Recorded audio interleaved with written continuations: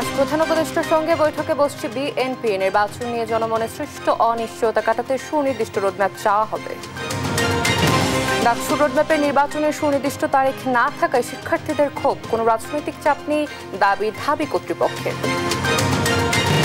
রাজনৈতিক প্রভাব দখল আর প্রতারণায় ফুলে ফেপে উঠেছে কেরানীগঞ্জের মধু সিটি হাউজিং, অত্যাচারে শতাধিক মানুষ এলাকা ছাড়া। আগুনে ক্ষতিগ্রস্ত টাঙ্গাইলের সখীপুরের সংরক্ষিত বনাঞ্চল, হুমকির মুখে জীব বৈচিত্র্য, বন কর্মকর্তাদের যোগসাজশের অভিযোগ। দুর্বৃত্তদের তাণ্ডবে মাথা গোঁজার ঠাঁই হারিয়েছে যশোরের নরেন্দ্রপুরে 14টি পরিবার, মাটিতে মিশিয়ে দিয়েছে ঘর বাড়ি আসবাবপত্র। সেনা আর গোলাবারুদ নিয়ে ইউক্রেনের বিরুদ্ধে রাশিয়াকে সহায়তা করছে উত্তর কোরিয়া, সমুদ্র স্থলপথে গেছে অত্যাধুনিক সমরাস্ত্র। এবং নারীবান্ধে বিশ্বকাপ ক্রিকেটের বাছাই পর্বে টানা তৃতীয় ম্যাচে জয় তুলে নিল বাংলাদেশ, স্কটল্যান্ডকে 34 রানে হারালো জ্যোতির দল।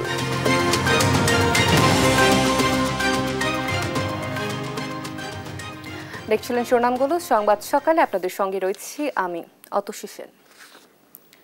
এবারে বিস্তারিত। আজ প্রধান উপদেষ্টা ডক্টর মোহাম্মদ ইউনূসের সঙ্গে বৈঠকে বসছে বিএনপি। ডিসেম্বরের মধ্যে জাতীয় নির্বাচন আয়োজনের তাগিদ দিতে প্রধান উপদেষ্টা ডক্টর মোহাম্মদ ইউনূসের সঙ্গে বৈঠক করবে বিএনপি। নির্বাচন নিয়ে জনমনে সৃষ্ট শঙ্কা ও অনিশ্চয়তা কাটাতে সুনির্দিষ্ট রোডম্যাপ চাওয়া হবে বলে জানিয়েছেন দলটির স্থায়ী কমিটির সদস্য সালাউদ্দিন আহমেদ। সাইফুল রিপনের প্রতিবেদন। 5 আগস্ট ছাত্র জনতার অভ্যুত্থানে ফ্যাসিস্ট আওয়ামী লীগ সরকারের পতন হলে 8 আগস্ট অন্তর্বর্তী সরকারের প্রধান উপদেষ্টার দায়িত্ব নেন নোবেলজয়ী ডক্টর মোহাম্মদ ইউনূস।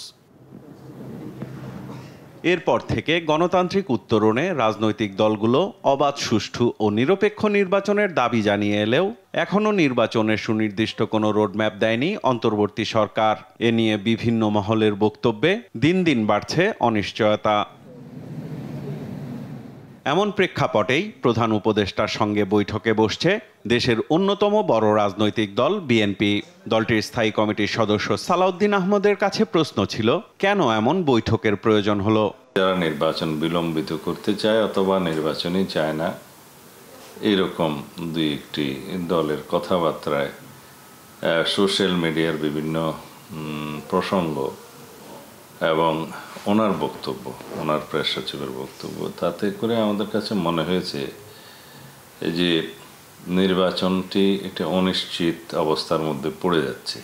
দু একজন উপদেষ্টা বিভিন্নভাবে কথাবার্তা বলছেন, বিভিন্নভাবে বক্তব্য প্রতিষ্ঠা করার চেষ্টা করছেন যে নির্বাচিত সরকার আসলেই আগের মতো হবে, সুতরাং অনির্বাচিত সরকারই শ্রেয়, এরকম অনেক বক্তব্য প্রতিষ্ঠা করার চেষ্টা করছে। তার মতে রাজনৈতিক দলগুলোকে দেয়া প্রধান উপদেষ্টার প্রতিশ্রুতির বাস্তবায়নে কোনো অগ্রগতি দেখা যাচ্ছে না। তারা সব সময় আলাপ আলোচনাকে গুরুত্ব দিয়েছেন রাজনৈতিক দলগুলোর সাথে, এখনও দিচ্ছেন, কিন্তু তার প্রতিফলন আমরা আসলে কার্যক্ষেত্রে দেখছি না।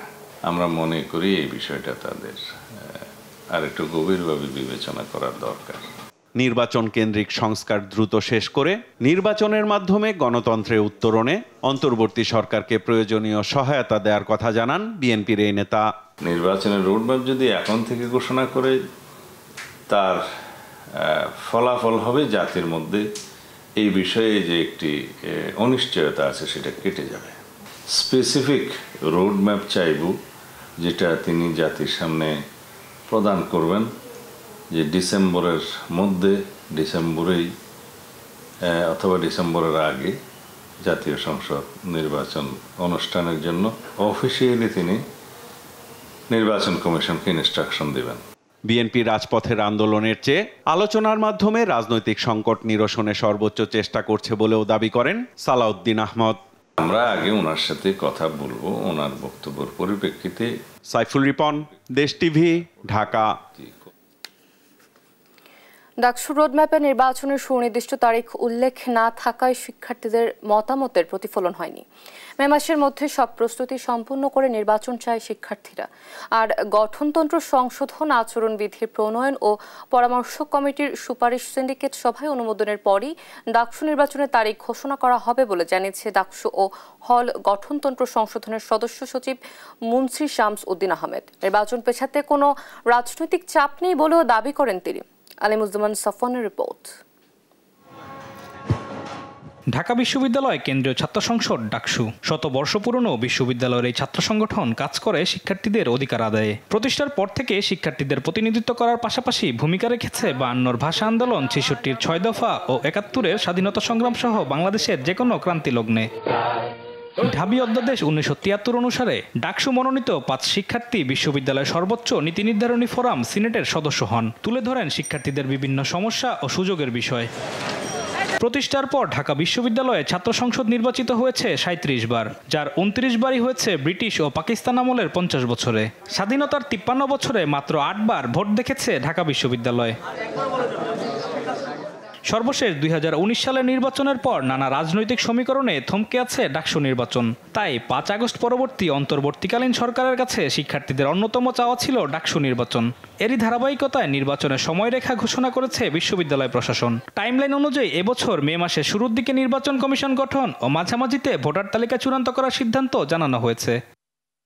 তবে ডাকসু রোডম্যাপে নির্বাচনের নির্দিষ্ট তারিখ উল্লেখ না করায় শিক্ষার্থীদের মতামতের প্রতিফলন হয়নি বলছেন অনেকেই। এই ডাকসু নির্বাচনের রোডম্যাপ আমরা পরে যেটা বুঝেছি, এখানে আমাদের কিছুটা আপত্তি রয়েছে। শিক্ষার্থীদের চাওয়া পাওয়ার পুরোটা প্রতিফলন এই টাইমলাইনে ঘটে না। যে রোডম্যাপ দিয়েছে এবং সেই রোডম্যাপ যাতে দ্রুত সময়ের মধ্যে বাস্তবায়ন করে এবং কারো চাপে মাথা নত করে যাতে নির্বাচনকে আবার পিছিয়ে দেওয়া বা এই ধরনের সিদ্ধান্ত যাতে না নেওয়া হয়। মে মাসের ভিতরে আসলে ইলেকশনটা হবে, কিন্তু বিশ্ববিদ্যালয় প্রশাসন যেভাবে টাইমলাইন দিয়েছে সেখানে পরবর্তী টাইমলাইন কিন্তু সুনির্দিষ্টভাবে নাই। আমরা এখন এটার জন্য আন্দোলন করব যে কবে নির্বাচন হবে সেটারও সুনির্দিষ্ট টাইমলাইন দিতে হবে। এখানে কোনো ফাঁকিঝুঁকি দেওয়ার সুযোগ নেই। এদিকে নির্বাচন পেছাতে কোনো রাজনৈতিক চাপ নেই, বরং এটি পুরোপুরি ঢাকা বিশ্ববিদ্যালয় প্রশাসনের এখতিয়ার বলছেন ডাকসু গঠনতন্ত্র সংশোধন কমিটির সদস্য সচিব। ডাকসু নির্বাচনটা পুরোটাই ঢাকা বিশ্ববিদ্যালয়ের বিষয়। সরকারের তো সহযোগিতা লাগবে। একটা নির্বাচন করতে হলে তো সেখানে বিভিন্ন কর্নারের বিভিন্ন সংগঠনেরই সহযোগিতা লাগে। আমাদের বিশ্ববিদ্যালয়ের ছাত্র সংগঠন যারা আছে তাদেরও সহযোগিতা লাগবে। 3 সংস্কার কমিটির সুপারিশ সিন্ডিকেট সভায় অনুমোদন হলে নির্বাচনের তারিখ ঘোষণা হতে পারে। এই যে বিভিন্ন 3টা কমিটির সুপারিশগুলো সিন্ডিকেট অনুমোদন হওয়ার পরেই হয়তো পরবর্তী পদক্ষেপগুলো গ্রহণ করা হবে। সেই হিসাবে মে মাসের মধ্যে হয়তো ডাকসু নির্বাচন ডেট ঘোষণা হয়তো হতে পারে, কিন্তু ওই সময়ের মধ্যেই নির্বাচন করা বোধহয় খুব একটা হবে না। দ্রুত ডাকসু নির্বাচনের মাধ্যমে নতুন ও শিক্ষার্থী বান্ধব নেতৃত্ব পাবে ঢাকা বিশ্ববিদ্যালয়। বন্ধ হবে দলীয় ও লেজুর ভিত্তিক রাজনীতি, এমন প্রত্যাশা শিক্ষার্থীদের। আলিমুজ্জামান সাফওয়ান, দেশ টিভি, ঢাকা। নেই অনুমোদন, রাজনৈতিক প্রভাব আর দখলে অবৈধভাবে গড়েছে মধু সিটি হাউজিং। প্রতারণায় ফুলে ফেপে এখন কেরানীগঞ্জের সবচেয়ে প্রভাবশালী হাউজিং কোম্পানি। কেরানীগঞ্জের নিরীহ কৃষকদের জমি দিনে দুপুরে জোর করে দখল করে গড়েছে হাউজিং। মধু সিটির সন্ত্রাসী বাহিনীর অত্যাচারে এলাকা ছাড়তে হয়েছে শতাধিক মানুষকে। এসব অপকর্ম করে গেছে স্বৈরাচার আওয়ামী লীগের দাপট আর প্রভাব খাটিয়ে। হাউজিং কোম্পানির প্রতারণা নিয়ে শাহাদাত নিশাদের ধারাবাহিক রিপোর্টের আজ দেখুন 5ম পর্ব। ক্যামেরায় ছিলেন অঞ্জন বর্মন। কেরানীগঞ্জ উপজেলার তারানগর, কলাতিয়া, রোহিতপুর ও শাক্তা সহ বিভিন্ন এলাকায় ফসলি জমি দখল করে আবাসন প্রকল্প করেছে মধু সিটি। ঢাকার উপকণ্ঠের এই জায়গা থেকে দক্ষিণ দিকে মাইলের পর মাইল জমিতে দেখা মেলে আবাসন কোম্পানিটির সাইনবোর্ড। আকর্ষণীয় বিজ্ঞাপন দিয়ে বিক্রি হচ্ছে এসব জমি। জায়গা বেঁধে প্রতি কাঠার দাম 15 থেকে 70 লক্ষ টাকা পর্যন্ত। তবে অবাক করা বিষয় হচ্ছে অধিকাংশ জমির বৈধ মালিকানা নেই মধু সিটির। মূলত পতিত স্বৈরাচার সরকারের প্রভাবে এবং নিজেদের ক্ষমতা কাজে লাগিয়ে নিরীহ মানুষের জমি দখল করেছিল মধু সিটি নামে বেসরকারি এই আবাসন প্রতিষ্ঠান। তারা আমাদেরকে বলার এখতিয়ারও রাখে নাই যে আমরা যে মালিক, এই গুরুত্বটাও দেয় নাই, তারা বরাদ করে ফেলছে। কামরুল ইসলাম, বিপু সাহেব আর শাহিন উপজেলা চেয়ারম্যান, এরা আওয়ামী লীগের নামদারি আর কি। আর এলাকায় যারা সন্ত্রাসী এদের একটা গ্রুপ আছে, এরা লাঠি সোটা রান্দা টান্দা একটা গ্রুপ মোটরসাইকেল নিয়ে চলে, যারা নিরহ লোক তাদের উপর আক্রমণ করে ভয়ভীতি দেখায়, এরকমও কাটাছেড়াও করছে, অনেকে মারছে, অনেকে এলাকা ছাড়া করছে, এরকম আছে। ফসলি জমি থেকে শুরু করে পারিবারিক জমি কোনোটাই বাদ যায়নি মধু সিটির দখল থেকে। দিনে দুপুরেই অন্যের জায়গায় বালু ভরাট করে নিয়ে নেন নিজ আয়ত্তে, আর জমির প্রকৃত মালিক প্রতিবাদ করতে গেলেই ঠুকে দেন মামলা। টর্চার করছি এরকম অপবাদ আমাদেরকে দিচ্ছে, হ্যাঁ, দিয়ে আবার কেস দিচ্ছে আমাদের নামে। কিছু কিছু জমি ওরা আমাদের না জানেই ভরাট করে ফেলছে, তো সেটা বাধা দিতে যাওয়ার কারণে আমার বড় ভাইদের তারা হামলা করেছে, মিথ্যা মামলা দিয়ে তাদেরকে হেনস্থ করেছে। আওয়ামী লীগের দাপট দেখিয়ে নিজস্ব বাহিনী দিয়ে অস্ত্র ঠেকিয়ে জমি দখল নিয়েছেন এমন ইতিহাসও রয়েছে মধু সিটির বিরুদ্ধে, যে প্রভাব এখনো চলমান মধু সিটির। যখনই দেখি রাতের আধারে বালি দিয়ে ভরে ফেলেছে আমাদের এলাকা, আমাদের জমি যাওয়া, তখন আমরা প্রতিবাদ করি। প্রতিবাদ করার পরে আমাদের উপর তাদের পেটুয়া বাহিনী এবং মোটরসাইকেল বাহিনী আমাদের উপরে ঝাঁপায় পড়ে, এবং এতে আমরা দূরে সরে যাই, জানে আমাদের করার কিছু নাই। পরিবেশ অধিদপ্তর থেকে শুরু করে জেলা প্রশাসন কোনোটারই অনুমোদন নেই এই অবৈধ হাউজিং কোম্পানিটির। শুধুমাত্র রাজনৈতিক আশ্রয়ে মধু সিটির কালো হাত থেকে রক্ষা পায়নি খালবিল ও সরকারি খাস জমি।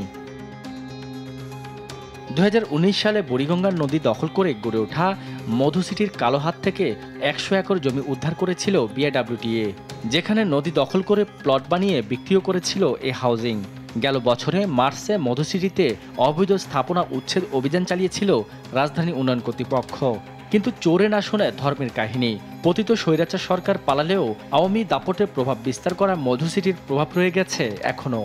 অনুমোদনহীন হাউজিংয়ের আড়ালে দখল করা সরকারি খাস জমি থেকে ভুক্তভোগীদের জমি কোনোটাই উদ্ধার করা সম্ভব হয়নি, বরং আগের প্রভাবেই প্রকাশে চলছে এই হাউজিং। সাদাত নিশাদ, দেশ টিভি, ঢাকা। 2026 সালে এলডিসি থেকে উত্তরণ ঘটবে বাংলাদেশের। পেছনে ফেরার কোনো পথ খোলা নেই বলে জানিয়েছেন প্রধান উপদেষ্টার বিশেষ সহকারী ডক্টর আনিসুজ্জামান চৌধুরী। জানান, উত্তরণের পর প্রধান চ্যালেঞ্জ হবে সুশাসন নিশ্চিত করা। এরই মধ্যে এলডিসি উত্তরণে একটি উচ্চ পর্যায়ের কমিটি করা হয়েছে, যার তত্ত্বাবধানে আছেন প্রধান উপদেষ্টা ডক্টর মোহাম্মদ ইউনূস। আরও জানাচ্ছেন জনাতুল মোহনা। 2018 সালে স্বল্পোন্নত দেশ থেকে উন্নয়নশীল দেশে উন্নীত হতে যোগ্যতা অর্জন করে বাংলাদেশ। 2024 সালে বাংলাদেশের এলডিসি উত্তরণের কথা থাকলেও হোঁচট খায় করোনা ইস্যুতে। উন্নয়ন হওয়ার সময়সীমা পিছিয়ে যায় 2026 সালে। বৈশ্বিক বাস্তবতায় তা আরও পেছানোর দাবি ওঠে বিভিন্ন মহলে। এমন বাস্তবতায় এলডিসি উত্তরণ নিয়ে মঙ্গলবার প্রধান উপদেষ্টা ডক্টর মোহাম্মদ ইউনূসের নেতৃত্বে বৈঠক করে অন্তর্বর্তী সরকার। পরে ফরেন সার্ভিস একাডেমিতে সংবাদ সম্মেলনে সিদ্ধান্ত জানান প্রধান উপদেষ্টার বিশেষ সহকারী ডক্টর আনিসুজ্জামান চৌধুরী। জানান, নির্ধারিত 2026 সালে এলডিসি উত্তরণ পেছানোর দাবি অবান্তর। পেছানো যায় কিনা এটার এই প্রশ্নটা অবান্তর। 21 সাল থেকে আমরা অলরেডি 5 বছর, আমরা আর একটা বছর বাকি আছে। এখন এখান থেকে আপনি টার্ন ব্যাক করা, আপনার এটা ইজ নট মানে আপনার রিস্কলেস, যে আপনার সেফলি আপনি চলে আসবেন। সেখানেও আমাকে তাহলে সেফটির ইস্যুগুলি আসবে। তা আমি সেফটির ইস্যু যদি সামনে গিয়ে যাইতে পারি, নিতে পারি, আমি ব্যাক করবো কেন? জানান, সম্ভাব্য ঝুঁকি ও চ্যালেঞ্জ এরই মধ্যে চিহ্নিত করা হয়েছে, যা মনিটরিং করবে উচ্চ পর্যায়ের কমিটি। এছাড়া দেশের ব্যবসা বাণিজ্য সম্প্রসারণে ট্রেড নেগোসিয়েশন বডি গঠন করা হবে। সম্ভাব্য দুর্যোগ যেগুলো হতে পারে সেগুলো আমরা লিস্টেড করেছি, আমরা সেভাবে প্রিপারেশন থাকবো ইনশাল্লাহ। তো সেইটাই, এবং আমরা একটা উচ্চ পর্যায়ে কমিটি হচ্ছে, সেই কমিটি সার্বক্ষণিকভাবে এটাকে মনিটর করবে। ট্রেড নেগোসিয়েশন করার জন্য যে ধরনের দক্ষ অফিসার দরকার, সেটা আমরা রিক্রুটমেন্টের কাজ আজ থেকে শুরু হয়ে যাবে। এদিকে পাকিস্তানের পররাষ্ট্রমন্ত্রী বাংলাদেশ সফর প্রসঙ্গে প্রধান উপদেষ্টার প্রেস সচিব শফিকুল আলম জানান, সার্কভুক্ত দেশগুলোর সঙ্গে সম্পর্ক উন্নয়নের অংশ এটি। তো উনি চাচ্ছেন যে সার্কের যতগুলো দেশ আছে, আমরা তো সাউথ এশিয়ার পরিবারভুক্ত, এই প্রত্যেকটা দেশের সাথে যাতে আমাদের সম্পর্ক উন্নয়ন হয়। তো সেই আলোকেই পাকিস্তানও আমাদের সাউথ এশিয়ান পরিবারভুক্ত, সার্কের ভুক্ত, আমরা তাদের সাথে সম্পর্ক উন্নয়ন চাচ্ছি। ট্রাম্প ঝড়ে ভূ রাজনৈতিক প্রেক্ষাপটে বাংলাদেশ ক্ষতিগ্রস্ত হবে না উল্লেখ করে কূটনৈতিক তৎপরতা চলছে বলেও জানান প্রেস সচিব। জান্নাতুল মোহনা, দেশ টিভি, ঢাকা। আজ ঢাকায় আসছেন পাকিস্তানের পররাষ্ট্র সচিব আমনা বালুচ। বৃহস্পতিবার রাষ্ট্রীয় অতিথি ভবন পদ্মায় বাংলাদেশের পররাষ্ট্র সচিব মোহাম্মদ জসিমউদ্দিনের সঙ্গে বৈঠক করবেন তিনি। বাংলাদেশের রাজনৈতিক পালাবদলের পর ঢাকার সঙ্গে স্থবির দ্বিপক্ষীয় সম্পর্ক স্বাভাবিক করে তা এগিয়ে নিতে মনোযোগ দিচ্ছে পাকিস্তান। দুদেশের মধ্যে ব্যবসা বাণিজ্য সহ সহযোগিতার নানা ক্ষেত্রে একটি ইতিবাচক ও গঠনমূলক সম্পর্ক চায় বাংলাদেশ।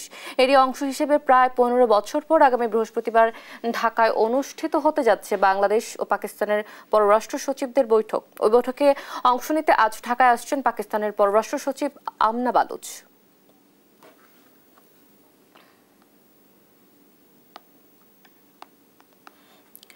বাড়ল সয়াবিন তেলের দাম। বোতলজাত সয়াবিন তেল প্রতি লিটার 14 টাকা বাড়িয়ে 189 টাকা নির্ধারণ করা হয়েছে, আর খোলা সয়াবিন লিটারে 12 টাকা বাড়িয়ে 169 টাকা নির্ধারণ করা হয়েছে বলে জানিয়েছেন বাণিজ্য উপদেষ্টা শেখ বশির উদ্দিন। জানান, আন্তর্জাতিক বাজারের সঙ্গে সমন্বয়ের জন্য দাম বাড়ানোর সিদ্ধান্ত নেওয়া হয়েছে। তৌফিক মাহমুদ মুন্নার রিপোর্ট, জানাচ্ছেন আলী আকাশ। ভোজ্য তেলের দাম বাড়াতে বাজারে বেশ কিছুদিন ধরেই ছিল কৃত্রিম সংকট। গেল 13 এপ্রিল রাতে এক বিজ্ঞপ্তিতে Bangladesh vegetable oil refiners and Vanaspati manufacturers association তেলের দাম বাড়ানোর ঘোষণা দিয়েছিল। মঙ্গলবার দুপুরে সচিবালয়ে ভোজ্য তেলের আমদানি ও সরবরাহ সহ সার্বিক পরিস্থিতি নিয়ে পর্যালোচনা সভা করে বাণিজ্য মন্ত্রণালয়। প্রতি লিটার বোতলজাত সয়াবিন তেলের দাম 189 টাকা আর খোলা সয়াবিন তেলের দাম 169 টাকা নির্ধারণ করার ঘোষণা দেন বাণিজ্য উপদেষ্টা। আমরা ভোজ্য তেলের দাম আজকে আলোচনার পরিপ্রেক্ষিতে পুনর্নির্ধারণ করা হয়েছে। সরকার মাসে প্রায় 550 কোটি টাকা রাজস্ব অব্যাহতি দিয়েছিল এই ক্ষেত্রে, এবং আপনারা জানেন যে সরকার পরিচালনা ব্যয়ের উদ্দেশ্যে রাজস্ব অব্যাহতির ক্ষেত্রে আমাদের সীমাবদ্ধতা রয়েছে।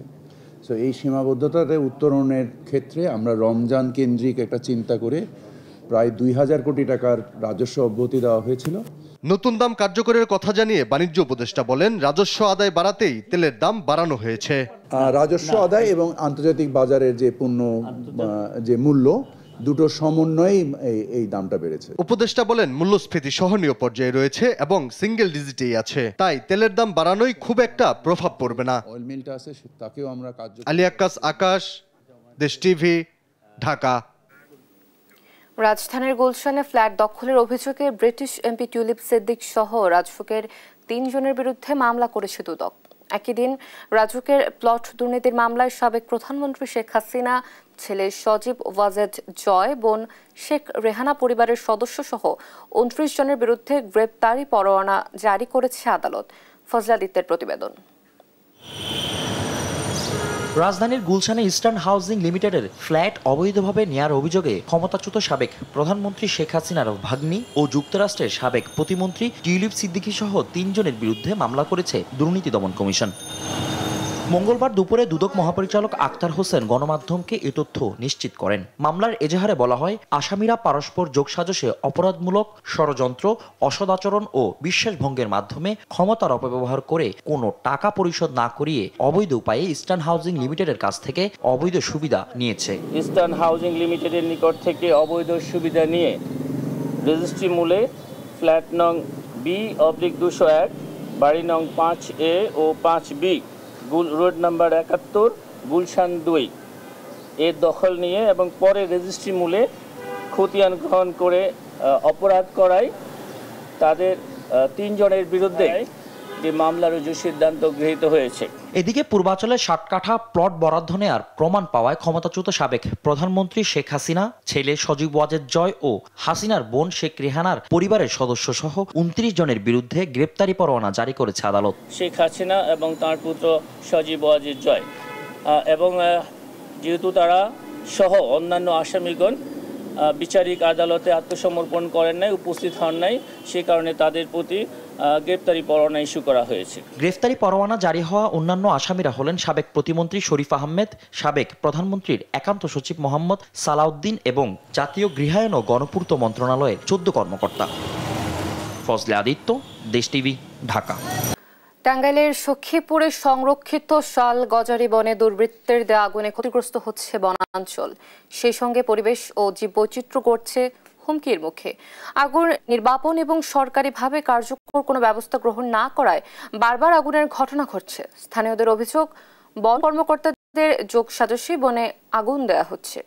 সহকর্মী অভিজিৎ ঘোষের রিপোর্ট, জানাচ্ছেন সালমা জাহান। এভাবে পুড়ছে টাঙ্গাইলের মধুপুর, ঘাটাইল ও সখীপুর বনাঞ্চল। দুর্বৃত্তের দেয়া আগুনে দিনে দুপুরে বনাঞ্চলের গাছপালা পুড়লেও নেভানোর উদ্যোগ নেই কর্তৃপক্ষের। মির্জাপুর বাসতল রেঞ্জের মুসারচালা কটামরা বনাঞ্চলের একই চিত্র বলে দিচ্ছে বন পুরানোর কারণ। সখীপুরে প্রায় ২,২০০ একর জমিতে শাল গজারির সংরক্ষিত বন। এর মধ্যে ১,৭৮০ একর বনভূমিতে টেকসই বন ও জীবিকা প্রকল্পের আওতায় প্রায় ১০,৮০,০০০ ফলদ এবং ঔষধি গাছের চারা রোপণ করা হয়েছে। তবে আগুনে প্রকল্পের গাছসহ পুড়ে ছাই হচ্ছে ছোট ছোট শাল গজারির চারা। এছাড়া বনের ভেতরে বানর, বেজি, কাঠবিড়ালি, শিয়াল, চিল, শালিক, ঘুঘু, গুইসাপ সহ বিভিন্ন প্রজাতির প্রাণী মারা যাচ্ছে। পাশাপাশি হারিয়ে যাচ্ছে তাদের নিরাপদ বাসস্থান। বন বিভাগের লোকজনকে ম্যানেজ করে বনাঞ্চলের ভেতরে বসতি গড়ে উঠছে। তাদের যোগ সাজসে বনে দেওয়া হচ্ছে আগুন। অভিযোগ স্থানীয়দের, হচ্ছে আপনার বিট কর্মকর্তা, সরকারি কর্মকর্তা যারা, ওনারাই দিচ্ছে, এটা আম পাবলিক দিতে পারবে না। বন বিভাগ যদি সোচ্চার থাকতো তাহলে এই বন জঙ্গলে কেউ আগুন দিতে পারতো না। টাকা পয়সা লেনদেন না হইলে আমি করলাম না, আমার নামে মামলা হইলো, যে করলো তার নামে মামলা হইলো না, তাহলে কি বুঝাই?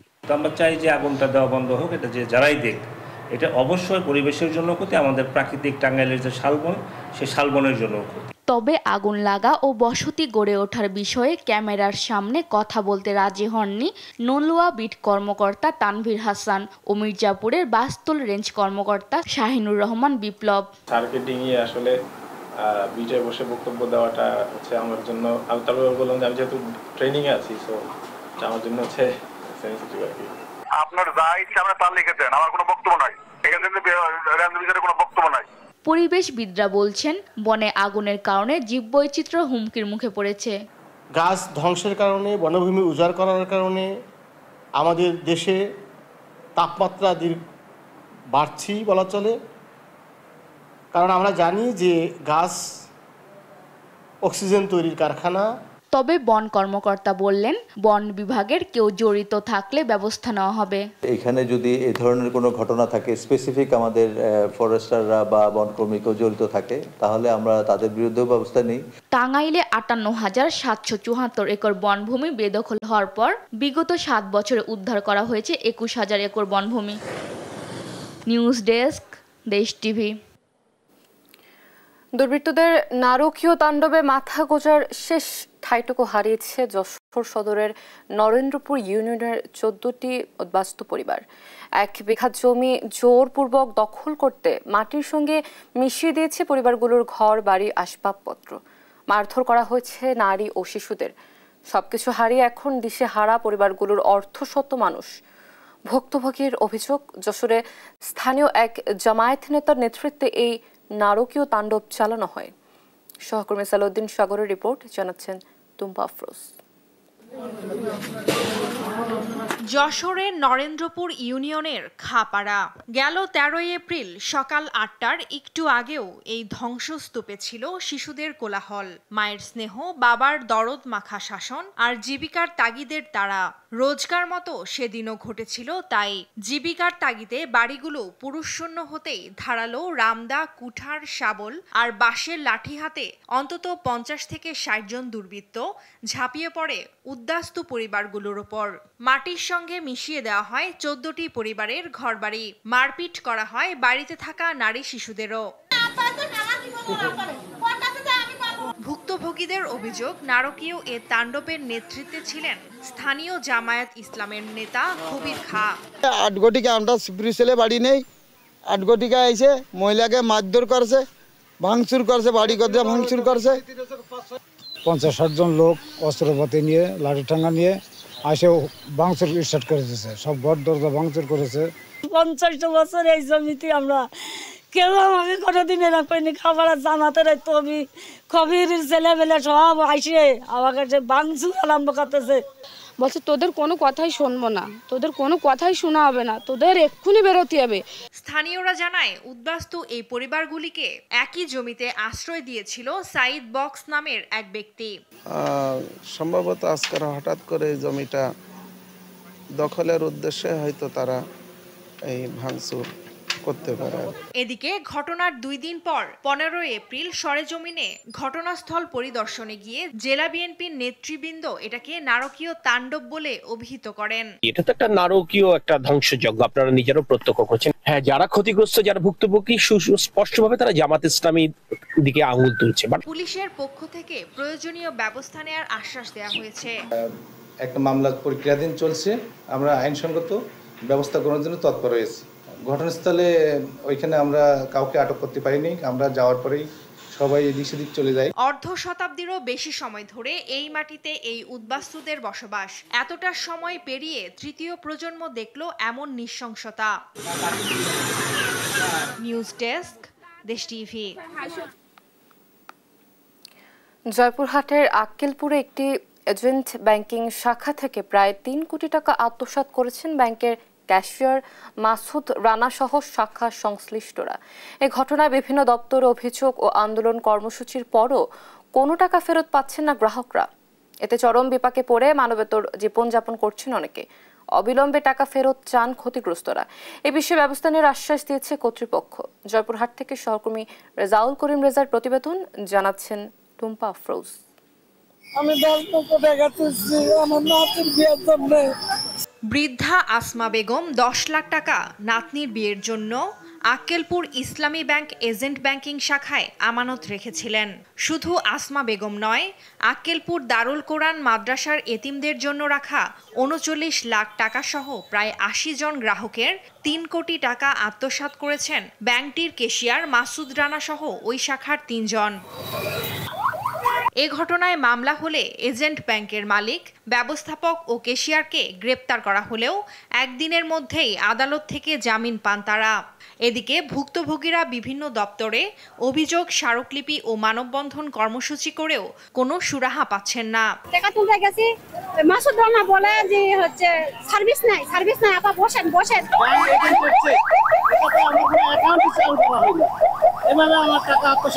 উস্তাদদের বেতন, কর্মচারীদের বেতন, ছাত্রদের এতিম, অসহায় শিশুদের খাবারের টাকা সেখানে জমা ছিল। টাকা আত্মসাতের ঘটনায় এজেন্ট ব্যাংকের সাথে জড়িতদের বিরুদ্ধে আইনগত ব্যবস্থা নেওয়ার আশ্বাস ইসলামী ব্যাংক কর্মকর্তার।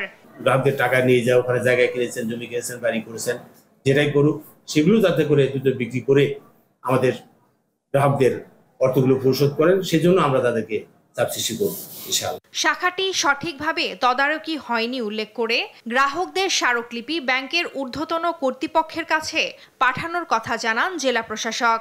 যারা নিয়ন্ত্রণকারী কর্তৃপক্ষ মন্ত্রণালয়কে আমরা এটার ব্যবস্থাপনার জন্য পাঠাবো, যাদের টাকা তছরূপ হয়েছে তারা যেন সেই গ্রাহকরা যেন টাকা ফেরত পায় সেই নিশ্চয়তা যেন প্রদান করে। 2018 সালে আক্কেলপুর পৌর শহরের উপজেলা পরিষদের সামনে প্রতিষ্ঠিত ইসলামী ব্যাংক এজেন্ট ব্যাংকিং শাখায় প্রতিষ্ঠান ও ব্যক্তি পর্যায়ে প্রায় 2000 অ্যাকাউন্ট রয়েছে।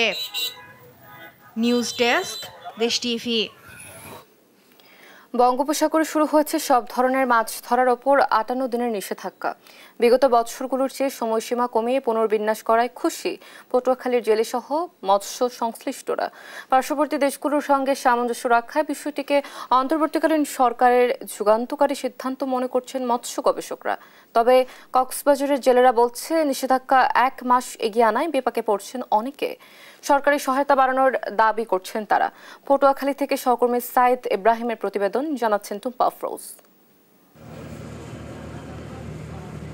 ইলিশ সহ সামুদ্রিক মাছের সুষ্ঠু প্রজনন, উৎপাদন এবং টেকসই মৎস্য আহরণের জন্য প্রতি বছর বাংলাদেশের জলসীমায় নিষেধাজ্ঞা থাকত 20 মে থেকে 65 দিন।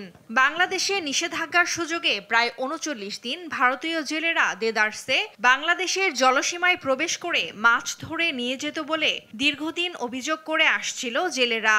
তাদের দাবির প্রেক্ষিতে এবছর ভারতের সঙ্গে মিল রেখে 15 এপ্রিল থেকে 11 জুন পর্যন্ত 58 দিন নিষেধাজ্ঞা আরোপ করে সরকার। গবেষকরা বলছেন, আগে সরকারের নিষেধাজ্ঞা অনুযায়ী বাংলাদেশের মৎস্য সম্পদ ব্যাপকভাবে ক্ষতিগ্রস্ত হতো আর লাভবান হতো ভারত। তাই এবার নিষেধাজ্ঞা পুনর্বিন্যাস করার বিষয়টিকে অন্তর্বর্তীকালীন সরকারের যুগান্তকারী পদক্ষেপ বলছেন তারা। এটা একটি যুগান্তকারী পদক্ষেপ। বঙ্গোপসাগরের আশেপাশে যে দেশগুলো রয়েছে এবং বাংলাদেশের জেলেরা সকলেই এই সুফলটা পাবে বলে আমি বিশ্বাস করি। জেলেদের দাবি আমলে নিয়েই সময়সীমা 8 দিন কমিয়ে আনা হয়েছে বলছে মৎস্য বিভাগ। মাছের উৎপাদন বৃদ্ধি, মাছের প্রজননের জন্য সকল প্রকার নৌযান নিষিদ্ধ ঘোষণা করা হয়েছে। সবাই সার্বিক সহযোগিতা করে আমরা এই আইন বাস্তবায়ন করব। এদিকে কক্সবাজারের জেলেরা বলছে, নিষেধাজ্ঞা 1 মাস এগিয়ে আনায় বিপাকে পড়েছেন সমুদ্রে মাছ ধরতে যাওয়া জেলে, ট্রলার মালিক সহ মৎস্য আহরণ সংশ্লিষ্ট অনেকে। এটা বন্ধ দিছে 1 মাস আগে থেকে দিয়ে দিছে এটা, তারপর আপনার কুরবানোর 2 দিন পরে এটা খুললে তখন বর্ষার মৌসুম। তো বর্ষার মৌসুম যখন এখানে সাগরে ঠলা যেতে পারবে না, তখন থেকে এখানে 1 মাস 2 মাস লসে থাকে। নিষেধাজ্ঞার সময়ে সরকারি সহায়তার কথা বলছেন জেলা মৎস্য কর্মকর্তা। কার্যক্রমটি চলমান প্রক্রিয়া। বর্তমানে আমাদের নিবন্ধিত জেলের সংখ্যা হচ্ছে 64,781 জন। এর ভিতরে আমরা খাদ্য সহায়তা দিচ্ছি 63,193 জনের। টুম্পা আফরোজ, নিউজ ডেস্ক, দেশ টিভি।